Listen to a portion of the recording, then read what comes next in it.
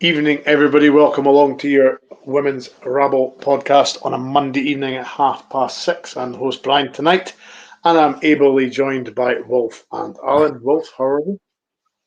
Aye, long time no see, guys. It must be all of 40 minutes since we wrapped up the breaking news pod that Rangers men's first team have got a new manager, but there'll be more about that in 45 minutes' time. So yeah, I'm all on the women's front. I'm all good. A good victory yesterday. Unfortunately, Karen and Demi are both working, so it's over to the guys again tonight to hold the fort. Absolutely. And you had travel issues at one point. I didn't think you were getting there. I didn't think I was getting there either, but we got there. You can't problems on the line with the trains. The joys of using public transport, I guess. But no, I got there just as the teams came out. I walked through the turnstile, simply the best started, so at least I made kick-off. And then I had issues getting home as well, but I got home, so I'm with one. So that's good. Had it been last week, had I had the issues going home last week that I had this week, I think there might have been bodies flying about because I wasn't in a very good mood last week after the Hibs game. As Alan will attest to, I actually had to text him to apologise on Monday. Absolutely. Alan, how are you? But that text did actually come through. But I think Will's travel issues and walking in just as the game was about to kick off was a wee bit of payback for judging me for doing exactly the same thing on Saturday. So, It wasn't me that judged you, it was my daughter. I can't be held responsible for what every 22-year-old girlie does. Absolutely. So here, of course, we're here to react to Rangers 11, Hamilton Academical 0. Wolf, probably not a scoreline that was maybe double figures, but a heavy win was always sort of expected, wasn't it? Well, Hamilton, I mean, with the greatest respect to Hamilton, they're not long for this league because they're getting beaten by everybody. I mean, they're getting absolutely hammered by everybody. Don't think we quite expected the 11, but I mean, I had just a quick look at the stats there before we come on, and it's just a lot of nothings. Hamilton had no shots on goal, no shots off goal. They had no corners. They had one offside, but no, didn't even have no offsides. They had one. I think they had one. It was ridiculous. The stats for Hamilton were ridiculous. They had absolutely nothing. They offered nothing. I mean, given that we were in 7-up at half time, really we should have doubled that in the second half. But we just took the foot off. And I get it. Leanne said that after the game, you can ease off a bit. I do get that. But there's absolutely no point in taking 11 off Hamilton and then going to losing the Hibs, losing to Glasgow City. I mean, there's no point in saying, right, we'll rack up the goals so we don't lose a goal on goal difference because you need to get the points as well. So I would rather hit Hamilton for a stuffy 5 or 6 and get at least a point last week. You know what I mean? But unfortunately, that's not what happened. No, but Alan, I mean, going into international break, 11-0, it'll give the girls some confidence at least because they haven't had it easy the last wee while, have they? So, albeit it is against Hamilton, albeit it was an expected win, you've still got to back it up and put get the ball in the back of the net. And they did it 11 times. They did, and listen, it's only 3 points at the end of the day, and I said before the game, Rangers couldn't win yesterday. If you go and smash Hamilton and score double figures, then they're expected to do that. But why can't they do it against Hibs and City? If you go and win a stuffy 3 or 4-0, then they're not performing well. So I don't think the players were ever really going to particularly win out of that. But what's pleasing for me is the players are starting to find a groove playing at Ibrox. We spoke about it a lot, about a record at Ibrox. It's not good enough, and they need to play more games there. They need to go and play games that are running a mill and Rangers are going to win comfortably, just to gain that comfort and that exposure of playing there. And I think that's been the most pleasing thing the last 3 weeks with the two big scores against St Johnstone and Hamilton. And listen, it doesn't count for much at the end of the season if we don't improve our record in big games. But yesterday was just a good day of football. It was a day to be enjoyed. In isolation, it was a day to enjoy seeing players get some minutes under our belt, some comebacks, and it was just nice to catch up and actually see some decent football on display. Absolutely. And Wolf, as Alan's correctly saying there, I think Rangers were on a hiding from that thing yesterday. if they'd scraped, if they'd scored 4 or 5, only won 4 or 5, then the knives would have been out for them. And then, as Alan correctly says, putting 11 past them, it's kind of expected. So it was a bit of a no-win situation for Rangers yesterday, wasn't it? Well, it was always a matter of how many we were going to score. You know what I mean? And they did a very professional job. As Alan says, they do seem to be getting used to playing at Ibrox now, which is good. And playing these teams that were beaten well at Ibrox it's going to help get used to the stadium. But we can't get away from the fact that we have to start taking points off the teams at the top of the league. We have to start beating the teams around about us, because ultimately that's what's going to win us the league, or not, as the case may be. Yeah, absolutely. So I'm gonna try this. If I butcher this, then I'll never forgive myself. But I'm gonna try and do the team lineups. So forgive me if I get this completely wrong, but I'll give it a go. In goal was Thelma Ivar's daughter. Well done. Thank you very much. I've been practicing that for quite a while, and I thought I've got to get this right. So that was the goalkeeper. And I think I've been. How many times have I been trying that, Wolf? Too many. Too many, exactly. So yes, I got that. In the defence was Leah Eddy, Catherine Hill, Nick Dock, Laura Berry, Quinty Sabajo, Alice Griffiths, Ailey Austin, Mia McCauley, Shin Ji Kim, and Katie Wilkinson. Alan, was there any obvious omissions from the squad, the team lineup, or was that a lineup that you were expecting? It was a nice bonus to see Camille back on the bench. I think the only obvious one was no signing of Lee Mingwen after she made her debut last week. It would have been good to see her even play 30 minutes for the bench, just build up her minutes. She's obviously not played much football in the last few months, but positive team. I'm not the biggest fan of seeing Laura Berry play out wide, but it's important she gets minutes in games. And Thelma, there wasn't much point in Thelma playing yesterday, to be honest, but it's a game and a clean sheet for her. If it wasn't for the fact that it was absolutely pouring down the rain, it would have been a clean shot to just hang back up for the next game. That's how quiet it was for her, but it's just good to see, as I say, the players getting more exposure to playing at Ibrox. Absolutely. So, didn't take long, Wolf. 5 minutes on the clock. Mia McCauley providing the assist, and Quinty Sabajo putting it away. Yeah, it was a good ball from the captain, Nick Dock, in the first play out to Mia. Mia put it into Quinty, and nice to see her get a first goal for the club. She's not been here that long. Seems to settle in quite well. She seems an accomplished player. She looks very comfortable on the ball, and yeah, decent finish. And once that went in, it was just a case of how many, because Hamilton's only game plan can be sit in and see how long they can keep it nil for, and like you say, 5 minutes is one. It's just how many we're going to get after that. Absolutely, yeah. And then Alan, the Katie Wilkinson show started on the 9th minute, and a brilliant individual goal. She kind of probably put it too far of a header. She got it under control, beat the defender, cut inside, and a lovely finish into the far corner. Yeah, it was an absolutely great finish. It was very nice to go. We'd seen 24 hours earlier from Taylor Asgard. The finish was excellent. She's worked hard, beat the defenders, and keepers get no chance. And don't know if it was after that or the next one, the keeper just sat down and was looking like she'd had enough already.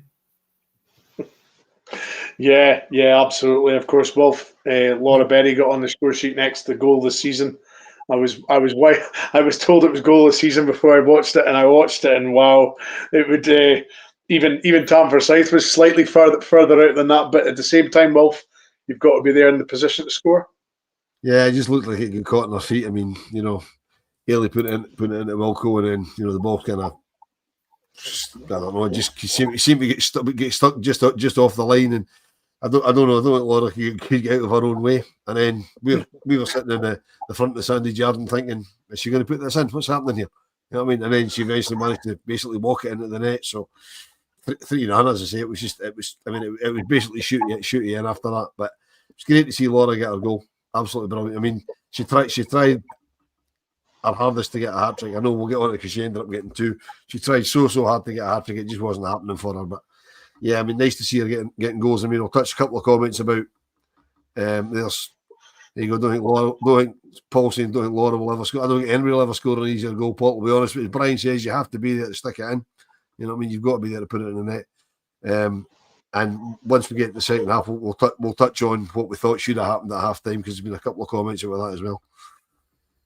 Absolutely. And I mean, Alan, a great bit of invention from Katie Wilkinson. The free kick wasn't a goal, but really good invention, chipping it in, seeing the run. It didn't quite work out, but Laura Berry got a shot off, the keeper saved it, and then it was scrambled away. But I think that little bit of invention from Katie is nice to see, because it shows that anything is possible when it's a free kick. It's not just a case of hitting a cross in. She was picking somebody out there with that little chip, wasn't she?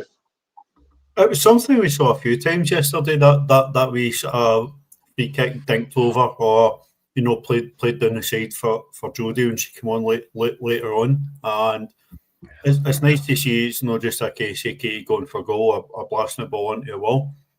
So I think it's really important we show a bit of variety in the play, and it will open teams up a bit more. Or might just have been a case that was something we picked out as an area we could take advantage of Hamilton on. Yeah, absolutely. And Wolf, from the resultant throw-in where the ball was scrambled out, the ball worked its way across to Mia McCauley, who shuffled it onto her left side and stuck a good left shot into the far corner, in the low corner. That was a great finish. I mean, we were critical last year that nobody shot from distance. And okay, it wasn't just a laces through job. She picked out the corner and put it in. But I mean, last season under Joe Potter, there seemed to be a reticence to shoot from any distance outside the box. It was just them trying to score the perfect goal all the time. And for the ball to break to me, as you say, off the resultant throw in, and she did well to work the space for herself, and she curled it into the corner. And it's 4-0 and happy days. We're just like, how many are we going to get here? Yeah, I mean, Wolf, just touching on the long shots and that, is that something that, I mean, you guys go to games more than me. Is it something that the fans get a little bit frustrated with, Wolf, the fact that we don't try and use the sort of the artillery that we've got in our sort of team, the Mia McCauleys, the Griffithses, the Katie Wilkinsons, Laura Berry, anybody in the sort of midfield and sort of attacking options. Is there a sort of frustration that we don't try that long shots more? Well, we're trying it more this season. I mean, Alan, it annoys Alan more than it annoys me. I mean, it really annoyed him last season under Joe. I mean, there was a school of thought that Joe had told them, look, don't shoot, because nobody seemed to shoot from anything outside the box. I mean, I remember there was one game towards the end of last season, Nick Dock took a shot, we were all going, that's her dropped in, because she actually took a shot from distance. Yeah. I mean, it's silly. I mean, Alan, it really is. But thankfully, that seems to be a thing of the past. The girls are having a little bit of free reign to have a dig. Nice to see, but it was something that Nick got a lot of stick for. That she wouldn't shoot, that she wasn't allowed to shoot, and even when the club at the open training day, everybody was watching for the side, encouraging her to shoot all the time, in the small-sided games. But it's something, and we'll touch on it as we get to one of the goals later in the game. Where we're crying out. The space was there for the players to take the ball, get it at their feet, and take a shot. And I'm always keen to see us do that. Just not to do it all the time and not to rely on it, but it encourages teams to come out, because they've got to close you down if you show you're prepared to actually shoot from outside the box. Absolutely. And Wolf number 5 came along, Mia McCauley from the corner. You could argue a very congested box, but Katie Wilkinson managed to find that little bit of space and directed it into the bottom corner. No, she was all on the lonesome. You know what I mean? And the defending was really, really poor. You know, I mean, as Alan said about the shots, about the free kicks getting dinked over and stuff like that, maybe something that we found we could do against Hamilton because their defence maybe isn't the biggest. I mean, the cross came in, Katie was just all on her own. I mean, she's, and just it was a great header back across the keeper into the corner. So, I mean, Rangers team scoring off a set piece. You know what I mean? I'd love to see that, don't you? Doesn't happen very often, that's for sure. Alan, it's very much a case of you want to see set pieces are part of football, aren't you? You know what I mean? There's a chance for you to create a cross, cause a bit of disruption in the box. It's part of football, and we just haven't utilised that enough, have we? No, I don't think we do. But if you watch the last 2 years, we're struggling at times at corners because the players didn't seem to look like they were entirely sure exactly the instruction they were being given for it. They looked too hesitant to go and do something off their own back. But we scored some great goals the last couple of years for corners with the women, and there's been some brilliant headers. Even this season, look at Ailey's second goal, New Douglas Park in the Old Firm game. That great corner. She told Mia where she wanted the ball, put it to the back post. I'll be there. Bang, 2-0, game over. And something it's too easy to be snobby about. You don't want to score for set pieces. It's an ugly way to score. It's a big part of football. It always has been, and it always should be. Brian, it's as much about the delivery as it is about the execution. I mean, the one Alan references in the Old Firm game. He's right. Ailey said, "Put it to the back stick. I'll be there." It had to get to the back stick, and it got exactly where she needed it. And Katie had made herself space in the middle of the bridge on the 6-yard box, right in the middle of the goal. And Mia just straight on her head. She didn't even have to move to put it in. You know what I mean? I mean, as Paul said, she leapt like a gazelle. I don't know what sort of gazelles he's got in his back garden, but you know what I mean? But, yeah, it's exactly where Katie needed it to be. It's the delivery, and they've clearly been working on it. Absolutely. And Alan, Katie's she thought she got herself in the score sheet, but unfortunately was flagged for offside. Was that a tight one for you? It was a wee bit tight, but I thought she was offside at the time, and I've not seen the highlights yet, but I thought she just went a wee bit too early. But as it turned out, she didn't have to wait too long, did she, for that third goal in the hat-trick? Yeah, absolutely. And Wolf, I believe it's the seventh goal from Katie Wilkinson. Six. Sorry. Ailey went down the right wing. She rode a couple of challenges and then crossed it in. I believe I can't make out who it was that tried a shot. Laura Berry. Laura Berry had a swing, missed it. She'll maybe argue that it was a dummy, but I'm not believing that. She would have been trying to get a shot off. But Katie Wilkinson was right behind her, controlled it, and then slammed it in the bottom corner. That's food and drink to Katie Wilkinson. That's what she thrives off. I mean, that's just what give her any chance between the sticks and probably the penalty spot to the goal. Within the width of the posts, it's going to at least be on target, and 9 times out of 10, it's going to hit the back of it. That's just what Katie does.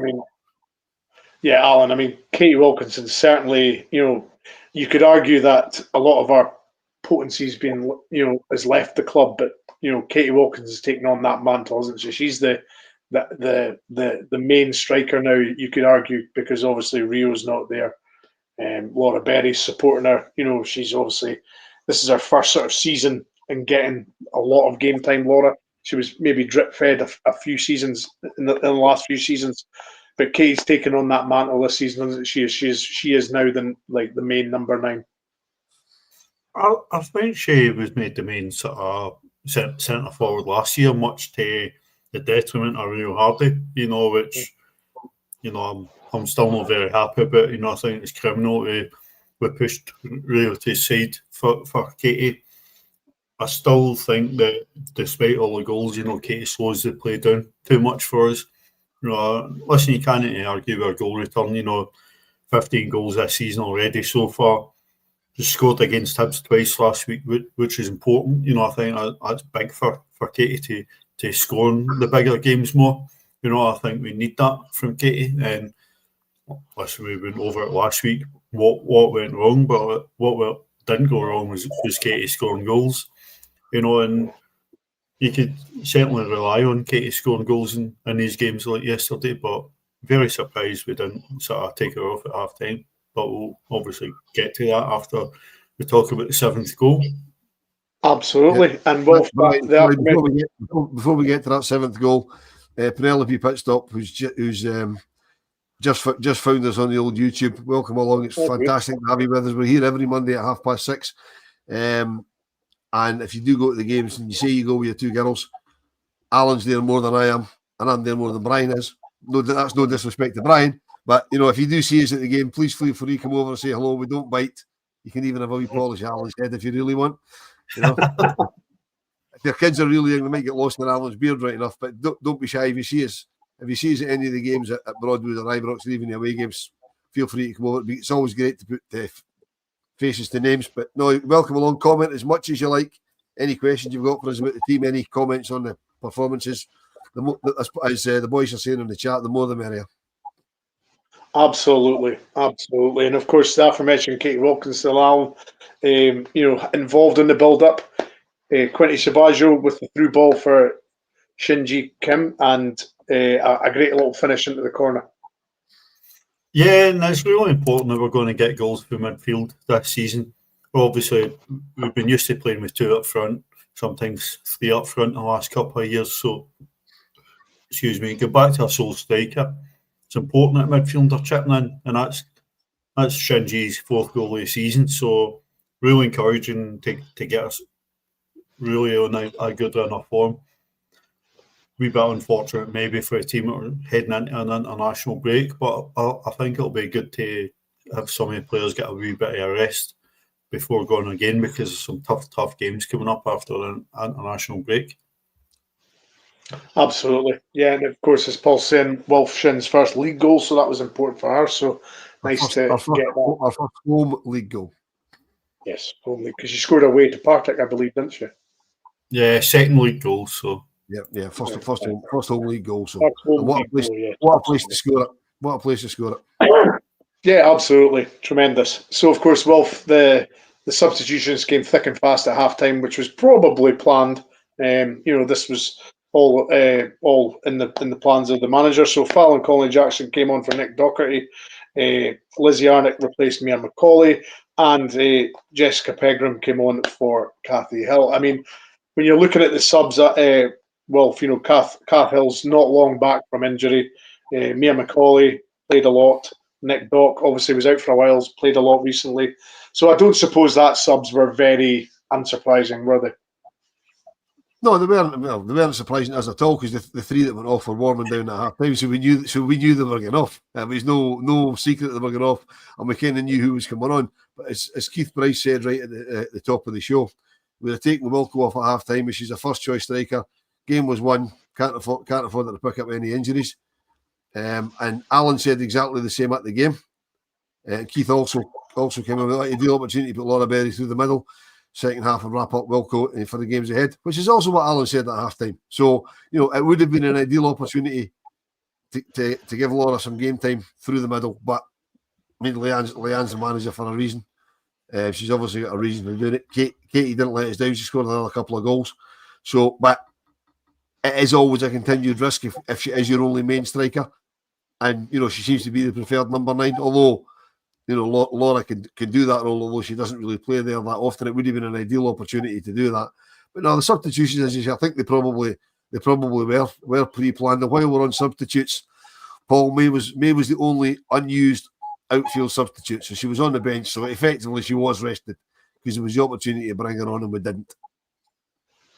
Yeah, I mean, I think you could argue Alan May's played a lot of football, hasn't she? Probably more than she was maybe, as the management maybe expected, because she's just turned 16. It's she's had to play a lot of football recently purely because numbers have been low. Injuries, just the squad depth as well. So I think that was a good decision from the manager, wasn't it? Just to again, it would have been a nice game for her to play in, but she's played an awful lot of football recently. Yeah, listen, Maycroft's been on the park in 8 out of 10 games this season so far, and the only one that she's not been in the squad, she was away in international duty. So given that she turned 16 about 5 or 6 weeks ago, it's a lot of football at a young age, and I think it's really important when Crichton does manage a minutes well. She's shown a lot of trust in her starting against Glasgow City and then away at Hibs. So I think we've spoke a lot about her this season and we'll continue to speak a lot about her, I'm sure, in the pod. She's got a massive, massive future. So really, I don't think yesterday's game was one that she'll have missed too much. It's good to make sure she's still involved, but more important that some of those on the bench around a bit have got some game time. Brian, this is something I didn't notice till I watched back the highlights.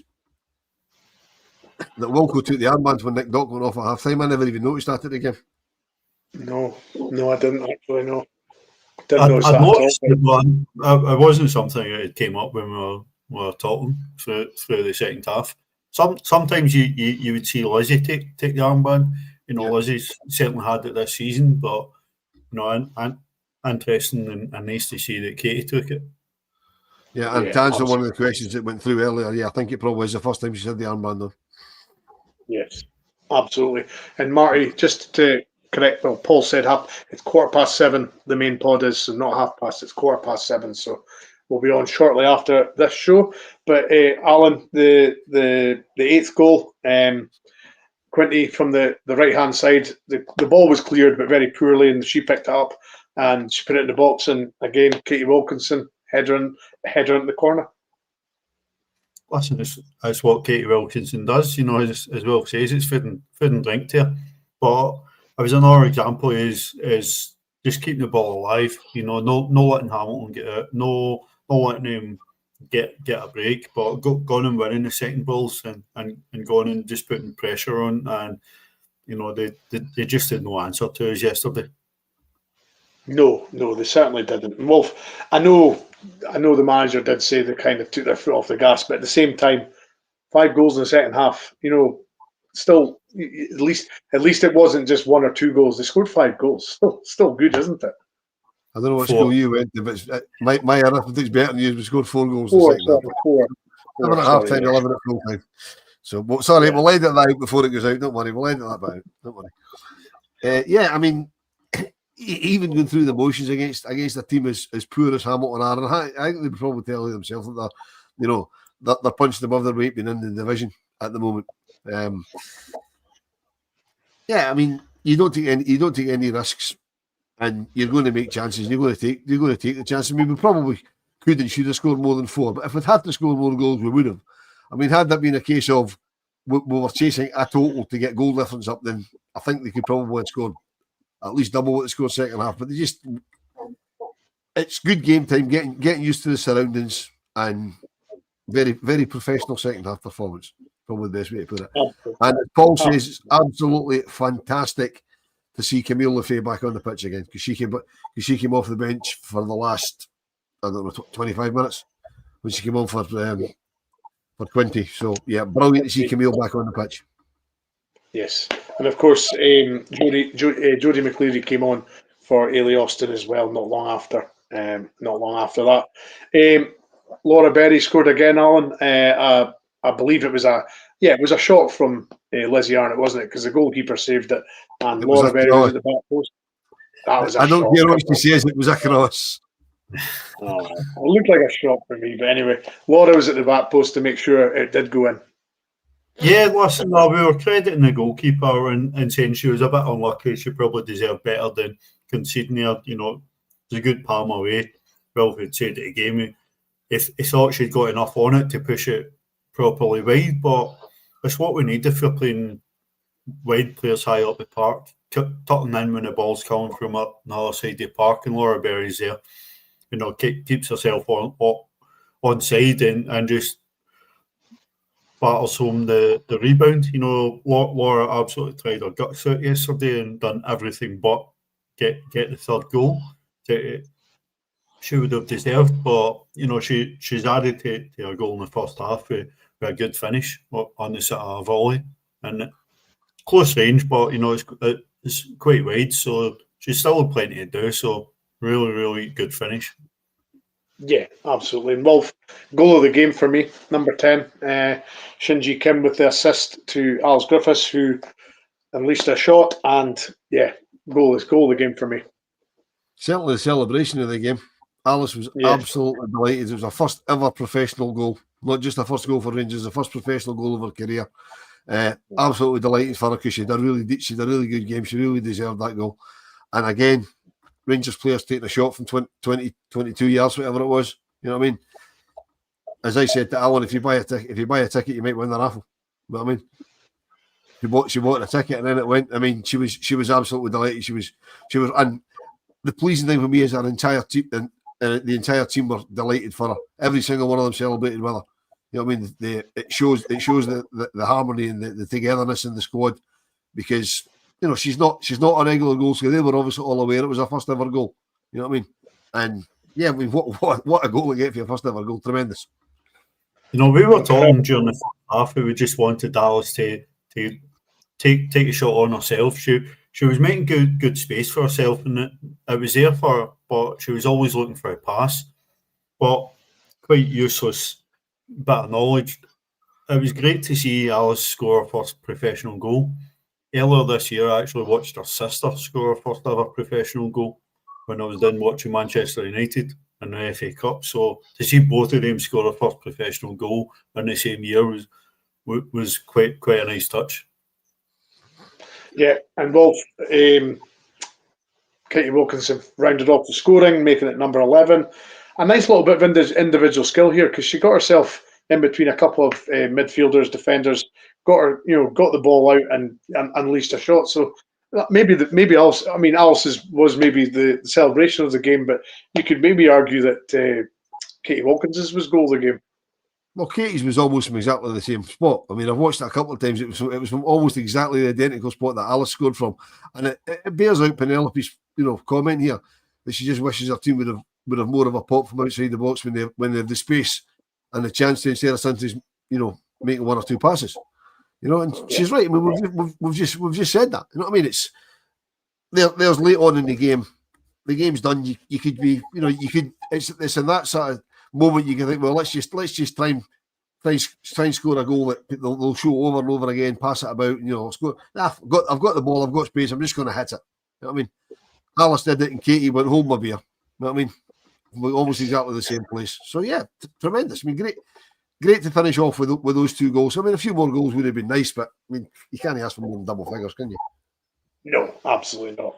And of course, that was the end result, 11-0 to Rangers. The other results that from the weekend was Celtic 1, Glasgow City 2, Motherwell 0, Hibs 5, Partick Thistle 0, Montrose 2, Aberdeen 1, Hearts 5. And of course, that leaves the league table as it stands. Glasgow City on top with 25 points, plus 18. Hibs in second place, 20 points on plus 23.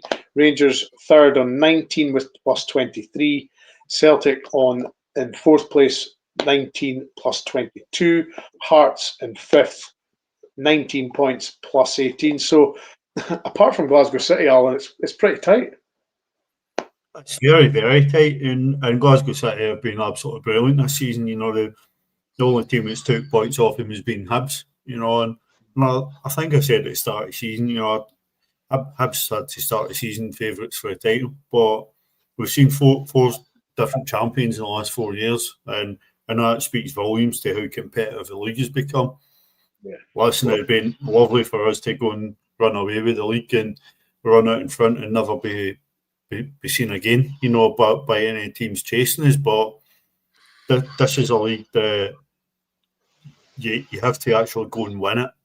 Nobody's going to hand you this league title, and I think everybody at the club will realise that, and they have to realise that.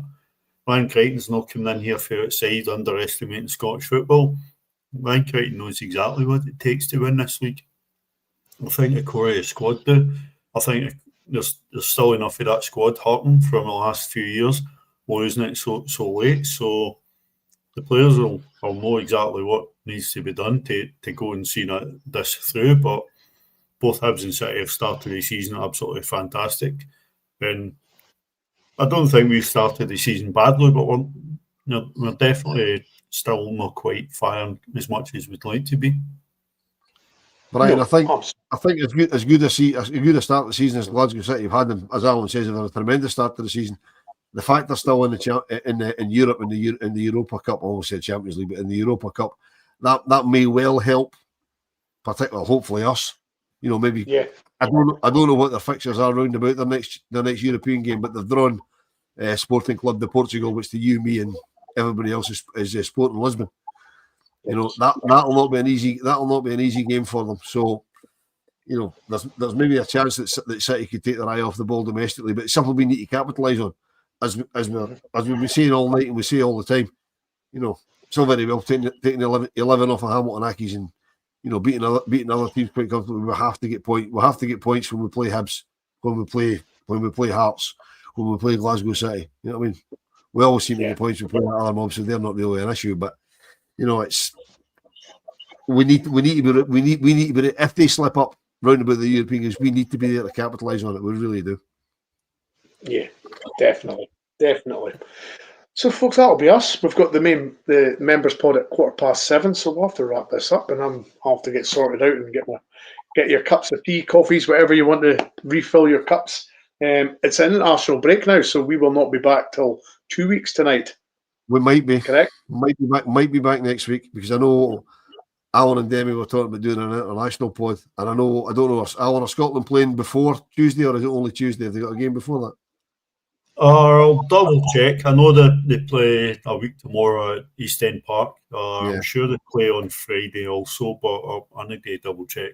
So keep your notifications on, guys, because I'm also trying to get hold of the author of a book that was actually sent to me because I filled in a questionnaire, and it's, believe it or not, it's the Women's Football Fan Yearbook 2026, right? And it's just an annual, right? And there's basically a couple of pages on every team in the WSL, in the SWPL, in the Women's Welsh League, and the Irish League. And it's actually very, very interesting. And when I got an email from the guy saying he was going to send it to me, I said, "Well, you want to come on the podcast now?" I don't know if he's up for doing it live or not, and I don't know if he's available next Monday. But if he's available next Monday, I'll be getting him on. So we'll probably have something for you, even if it's just a look forward to the Scotland game on the Tuesday night. Which I wouldn't be able to do too much about because I don't do international football, but we'll have something just to keep continuity. Even if we only get 20 minutes, we'll be here with something about the women's team next Monday. So you're not getting a night off, Brian. No, doesn't look like it. Damn it. Never mind. We will be back, as I say, possibly next Monday at 6:30. Stay with us in 7 minutes' time. We'll be here with the members pod at 7:15. Further reaction to, obviously, Danny Rowe getting the head coach manager's job. So stick around for that. Wolf, thank you very much. No problem. But if you do want to go on the members pod and you're not already a member, there you go. We're away at Morocco on Friday, so we can talk about that. Yes. I'm sure there we go. I say we, I mean Scotland, obviously.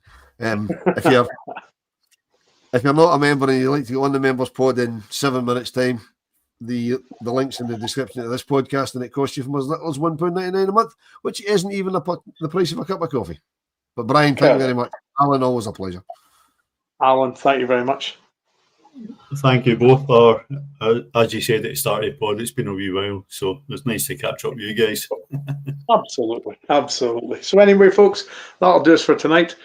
We'll keep your notifications on for next Monday if there is a pod at 6:30. There will be. There will be. Okay. There will be a pod at 6:30 next Monday. So until then, we'll speak very, very soon.